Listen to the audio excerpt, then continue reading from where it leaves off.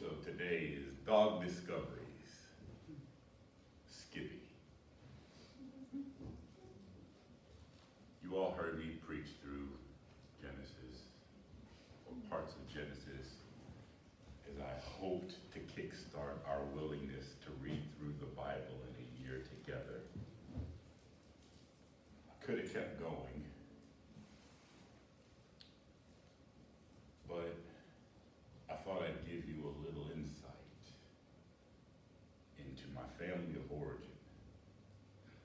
And I'm going to relate that to both a dog and to scripture.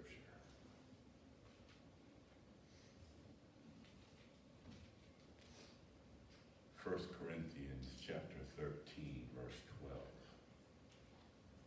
The King James declares, "For now we see through a glass darkly, but then face to face. Now I know in part, but then shall I know even as also I am known." That's the scripture Skippy reminds me of. Oh, I know you don't know who Skippy is. I was born into a family that had a dad and a mom, because those are kind of required for me to have been born. I had an older sister, 7 years older than me, and I think she might have thought it was all about her. And then, boop, I came along 7 years later. It's too late for me to ask my mom with all candor about whether I was planned or whether I just showed up. But when I got here, our immediate family was not just dad, mom, my sister, and then me. I was the last one to come on the scene. And our family has had dogs for a long time. And Skippy was there before I was.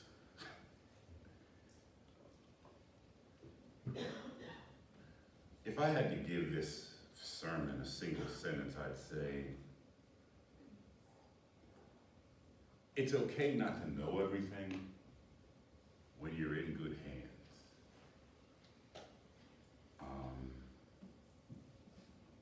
I believe that God blesses us through nature. And so, as I talked to you about this dog, who was an English pointer and for many years larger than me,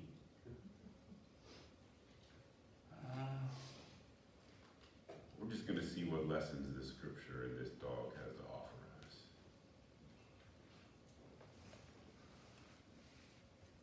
Now, I know some people think of Skippy as a peanut butter. He was not named after the peanut butter, for the record. I'm not sure whether it certainly wasn't because I couldn't pronounce Skipper, because I wasn't there when they brought him home from the breeders. So Skippy was just what he was called, and that's what his name was. And I had some pretty hilarious and fun times with that dog. That dog was incredible. He was smart, he was adventurous, he was exciting. So I wonder what he might offer us today. And the first thing I'll say is that there are some things that we cannot see. The text says, "For now we see through a glass darkly." There's a term, the idea of being able to see through a glass darkly. It's the original language gives us the word enigma. Something that's mysterious, something that's puzzling, something that's difficult to understand, something that's obscure. We can't always see where we're trying to go. And Skippy existed before I did, which means before I was here and Skippy was present, when I was inside my mother, I couldn't see the dog. I couldn't see my family. He was obscure to me. I couldn't see him. Didn't mean he didn't exist. It just meant I couldn't see him. And there's so much that we go through in life that we don't understand. We get bits and pieces of it. There's some of it that we see and some that we can't see. I was gonna try to find another scripture that had this original Greek word, but it's the only time that it's mentioned in text. But I thought of creation, and creation is not something I can comprehend. Maybe a lot of you are a lot smarter than me, but there's a lot of things about creation that I just don't get. My dad used to take me to see stars and to see all kinds of things about what was going on in the universe. And it was a reminder that there's so much that's bigger than us. There's a reminder that there's so much that we just can't see. The naked eye can't see some things. There's a lot of things that we don't understand, we don't get, we can't check it out. You can get a telescope if you want to, but you still won't be able to see it all. It can be amazing. And, it's kind of like I regularly see when people go to the hospital, they find themselves maybe in the emergency department and they don't know what's going on with them. They can't see it. They have an idea, but they don't really know. And so maybe they even end up in a room and they send them for tests, but until the tests come back, the doctors may not know, they don't know. And there's a lot of things that I came into this world encountering Skippy that I just absolutely did not know. And we should be more comfortable with that, I think, maybe than we are. You realize that when we close our eyes at night, that's when we're able to dream. And often dreams can reveal to us things we couldn't otherwise consider. So sometimes, whether it's God speaking to us or it's some kind of insight, we might see through a glass darkly. We might not know it all. We might not get it all. We might not be able to see it all. And yet, maybe God can reveal it to us in time. We see through a glass darkly. What else can Skippy teach? Some things we cannot understand. Not only are there some things that we can't see, there's some things we cannot understand. The text says, now I know in part. Now, the idea of in part means to some degree, means we get some of it, but there's some of it that we don't get. You do know that it was the prodigal son when he wanted, because he decided he should have it, he wanted a part of his father's estate. It's that same thing when you want something but you can't have it all.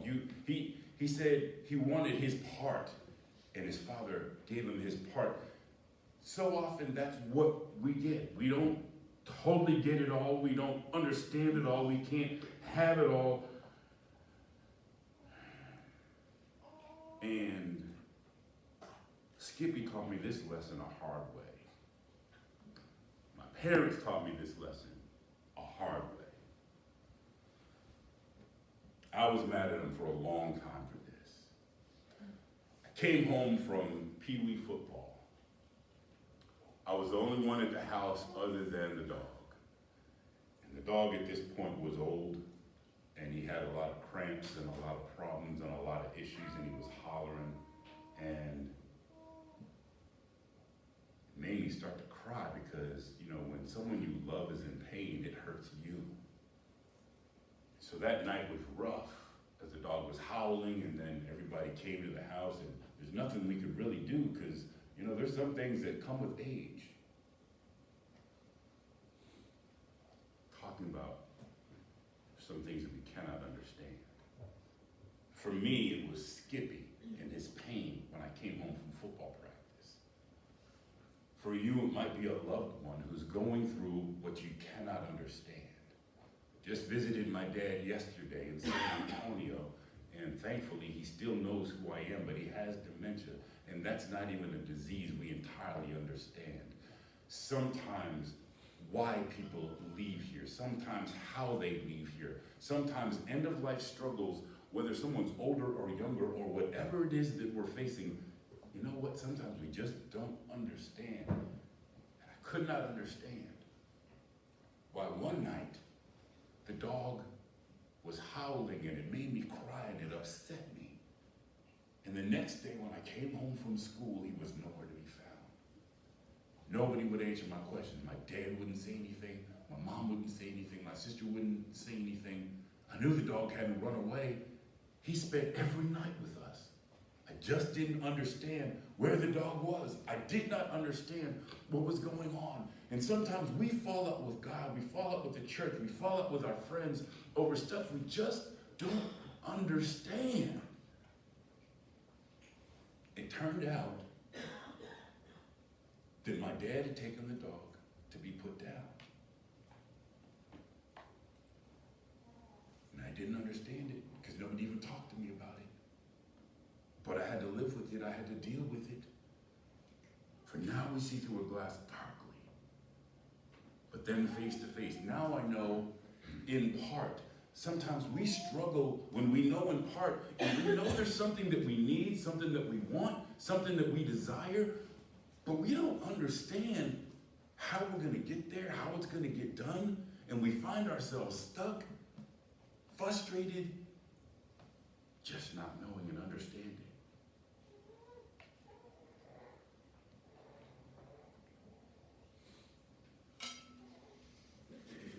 I like the idea of there being teams because with teams, nobody has to know everything. Everybody just has to play their part. No matter what part you find yourself doing on the team, whether it's in the church or it's on the football field, whether it's on the soccer field, no matter if you're in the band, you don't have to see everything everybody else sees. Just do your part. Even when a doctor is working with us to help us get healthier, we have a part to play, the doctor has a part to play, medicine has a part to play. We just do our part. There's some things that we cannot see. There's some things we cannot understand. And there's some things that may make sense someday. For now we see through a glass darkly, but then face to face. Now we know in part, but then shall we know even also as we are known. The great banquet in Luke chapter 14, verse 21 shows a man who got ready to have all kinds of people that he had invited, and when the time came for the banquet to happen, none of them were willing to come because they made excuse after excuse after excuse. And the same words, even though it's not the same in English, the same but then that happened in that story happens often in our lives. Maybe it'll make sense someday, but then he got angry. He was upset, he was frustrated because he'd invited all these people, he prepared this great banquet, and they made all these excuses as to why they couldn't come. I just bought these 5 yoke of oxen. I just got this land. I just got married. They just made excuse after excuse. And there's some things we can't see, there's some things we cannot understand, and there's some things we only understand in part. But then he got angry. And he said, invite whoever you see out there. Allow them to come. Get them to come. I understood a little bit better when my dad tried to tell me as it relates to this dog, Skippy. Sometimes you gotta be smarter than the dog. What? Skippy used to eat canned dog food, so it's kind of wet. And when you open up the can and it just makes that sound and it just plops down, and if you don't chop it up, he would gulp the whole thing in one bite. And that's not good for a dog's digestive system. It's not okay. So we had to be smarter than the dog. We had to chop it up. When it was time for him to take medicine, heartworm medicine, it's really important for dogs to be able to take their heartworm medicine. But we'd stick it in peanut butter, and he'd lick all around the peanut butter, eat all the peanut butter, and then leave the medicine. Dad said you had to be smarter than the dog. We had jelly beans that were sitting on a table. And when nobody else was looking, Skippy went to the jelly beans and ate every last one of those jokers, except for the black ones, which were licorice that he didn't like. And as a family, we just thought it was kind of hilarious because none of us really liked the black jelly beans, and we used to fight over all the other colors of the jelly beans and enjoy them. They weren't the prank jelly beans. They were the regular jelly beans. So the only ones we didn't like were the licorice flavored jelly beans. But Skippy left all of those, and we didn't want them either, so we just threw them away. There's some things that we can't see. Some things that we just know in part. And there's some things that will make sense someday. When I learned how significant it was for a dog to get the heartworm medicine, we found ways to make sure that Skippy took his medicine, to grinding it up and then mixing it in with the peanut butter so that he couldn't pick it apart and make it work. We chopped up his food so that he would go down all at one time. Some things make sense in time. We might know some things now, but there's some questions we might not get answers to while we're here. We can learn from yesterday. We can live today, and we can prepare for tomorrow. This destination can be delightful when the journey is just what it needs to be.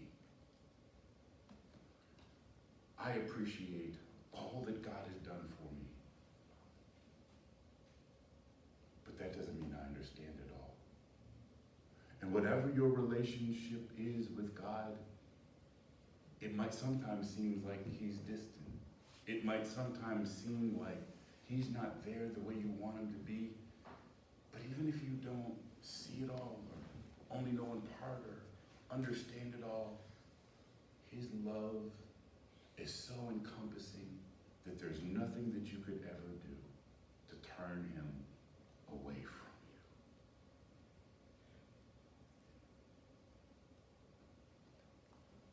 you. I guess it's unfair to just say Skippy was my dog and not address the fact that there's still Skippy peanut butter.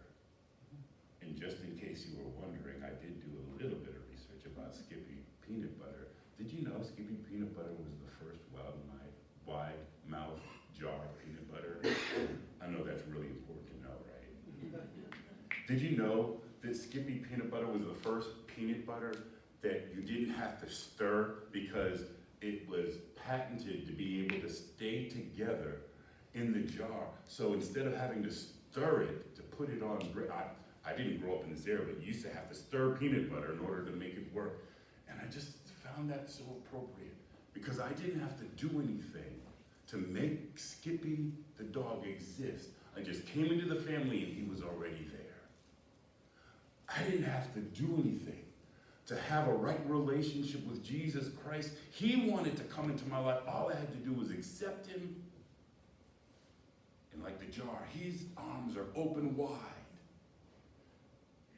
He's done all the work on Calvary by dying, by being raised again on the third day, and by promising to come back for a church without a spot or a wrinkle I don't have to do the work because he's already done it all. So whether you learn from our dog or whether you learn from Skippy Peanut Butter, I want to let you know that hopefully there's some lessons that we can learn about what we can't see, what we understand maybe in part, and knowing that there are some things that will make sense